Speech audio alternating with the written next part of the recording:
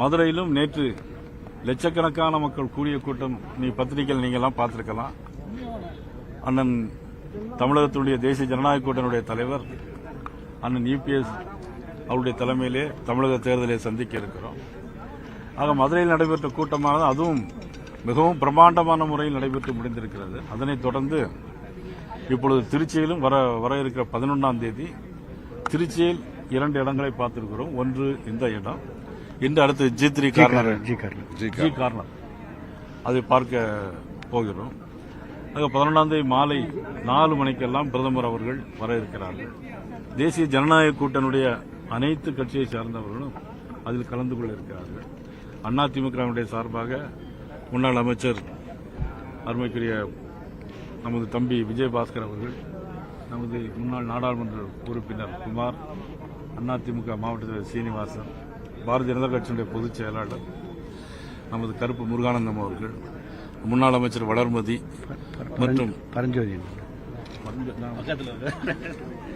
பரஞ்சோதி அவர்கள், நமது முத்திரையர் சங்கத்தினுடைய அமைப்பினை சேர்ந்த ஆர்வி அண்ணன் விஸ்வநாதன் அவருடைய புதல்வன் ஆர்வி பரதன் எல்லோரும் இந்த நிகழ்ச்சியிலே ஏற்பாடுகளை செய்ய இருக்கிறார்கள்.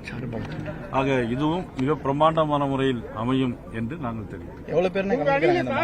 வாய்ப்பு இருக்கா? எங்களது கூட்டத்திற்கு கிட்டத்தட்ட 5 லட்சம் பேர்களுக்கு மேலாக கலந்து கொள்வார் என்று எதிர்பார்க்கிறோம். நேற்று கூட்டணி பேச்சுவார்த்தை நடந்திருக்கு, அது எந்த அளவுக்கு? கூட்டணி பேச்சுவார்த்தை முன்னாடி முடிஞ்சு கூட்டணி தலைவர்கள் மட்டும் சந்திச்சோம். தொகுதி பங்கீடு இல்ல, இதுவரையில் தொகுதி பங்கீடு பத்தி எதுவும் பேசவில்லை. அதற்கான நேரம் இல்லை. இன்னும் தேர்தல் தேதி அறிவிக்கட்டும்.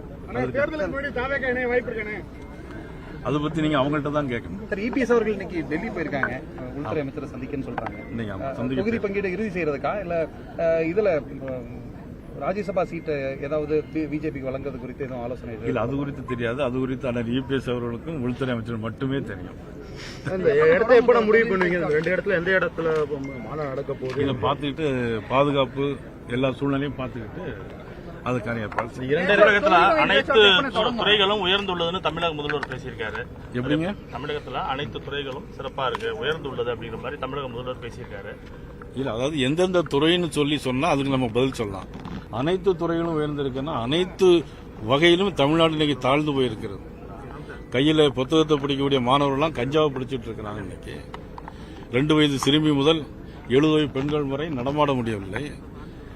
தேசிய மகளிர் ஆணையம் சொல்லியிருக்கு 50% பெண்களுக்கு பாதுகாப்பு இல்லாத ஒரு தமிழ்நாடுன்னு சொல்லியிருக்கு. இந்தியாவிலே எல்லா மாநிலத்தை காட்டிலும் அதிகமா சூசைடு பண்ணக்கூடிய மாநிலமாக இன்னைக்கு தமிழ்நாடு இருக்கு. அவ்வளவு மோசமான சூழ்நிலை இருக்கு.